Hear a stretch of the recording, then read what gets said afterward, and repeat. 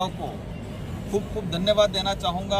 उन्होंने दिल से सहयोग किया और लोकतंत्र का जो महत्व है उस महत्व को इस लोकसभा चुनाव में आपने एज एक उत्साह के रूप में एक मतदान किया और भारी बहुमत से जिताया। उसके लिए संसदीय क्षेत्र बांसवाड़ा की समस्त जनता और भारत आदिवासी पार्टी के समस्त कार्यकर्ता, साथ ही इंडिया अलायंस के जो साथी हैं, इन दोनों पार्टियों के पदाधिकारी कार्यकर्ताओं को धन्यवाद देना चाहूँगा। सारे समस्त वोटरों को धन्यवाद देना चाहूँगा।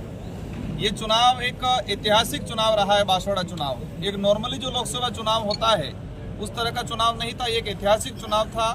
ये चुनाव ही क्षेत्र का भविष्य, इस क्षेत्र के आने वाली युवा पीढ़ी का भविष्य तय करने वाला चुनाव था और जनता ने ठान लिया था। मैं एक शब्द में कहें, मैं अधिकतर चुनाव में कहता था कि इस बार हम चुनाव नहीं, इस बार रगड़ा निकाल रहे थे और इस बार यहाँ की जनता ने और हमने रगड़ा निकाल दिया तरीके से। और साथ ही उपचुनाव बागीदोरा की अगर बात करें, बागीदोरा में भी जोरदार तरीके से रगड़ा निकाल दिया।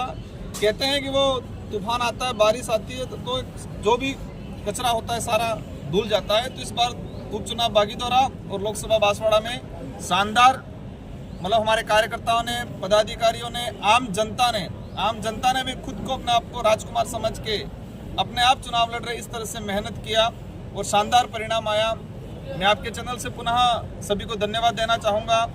और बांसवाड़ा के अंदर जिस तरह से भाजपा ने प्लानिंग की थी, हमारे मोदी जी की सभा हुई थी, सीएम साहब के कई कार्यक्रम हुए थे, प्रशासनिक अधिकारियों पे, कर्मचारियों के प्रेशर था और जिस तरह से यहाँ कहते हैं कि मतलब ये धन बल और बाहुबल का उपयोग हुआ था, इन सारे फैक्टर फेल हुए और जनता ने ये एहसास कराया, बांसवाड़ा डूंगरपुर की जनता ने, कि जनता ताकतवर है, नेता कोई ताकतवर नहीं है। जनता ने आपको मेरा विजन ये रहेगा, हमने चुनावी घोषणा पत्र के दौरान भी और चुनावी सभाओं में भी हमने कहा था कि हमारे कई विजन हैं, लेकिन मुख्य रूप से 3-4 ऐसे विजन हैं। सबसे पहला हमारा रहेगा जो संवैधानिक जो प्रावधान है, उन संवैधानिक प्रावधानों को आज तक धरातल पे इस इलाके में लागू नहीं किया गया है, तो उन संवैधानिक प्रावधानों को धरातल पे लागू कराया जाएगा।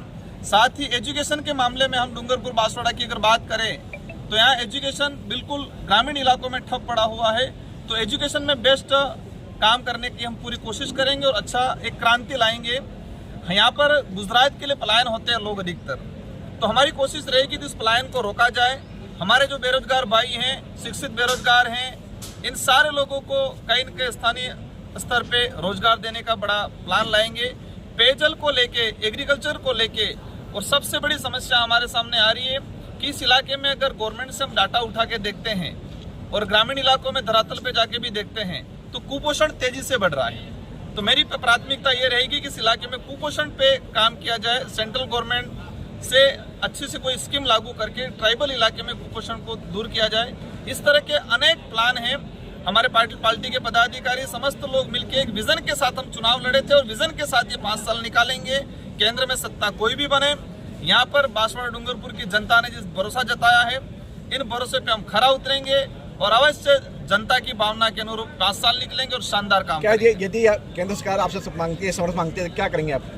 देखो, अभी परिस्थितियां क्लियर, मतलब कहते हैं कि स्पष्ट नहीं हुई है, क्या बनेगा क्या नहीं बनेगा अभी 3-4 बजे तक, क्योंकि पूरे देश लेवल का जो चुनाव है अभी आंकड़ा ऊपर नीचे हो रहा है, तो शाम को 4 बजे तक, 4-5 बजे तक क्लियर होगा। इसके बाद ही हम हमारी ओर से कह पाएंगे कि हम क्या करेंगे क्या नहीं करेंगे।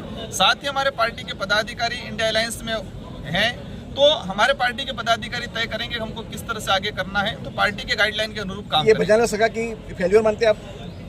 बिल्कुल। यहाँ पर राजस्थान के अंदर हम देखे जाएं, बांसवाड़ा अकेले की बात नहीं करें, जिस तरह से पर्ची सरकार बनी थी राजस्थान के अंदर, और राजस्थान में भाजपा की सरकार होने के बावजूद भी राजस्थान में आज वर्तमान में स्थिति है कि भाजपा 12 से 13 सीटों पे सिमट रही है और इंडिया गठबंधन की लगभग 12 से 13 सीटें आ रही है।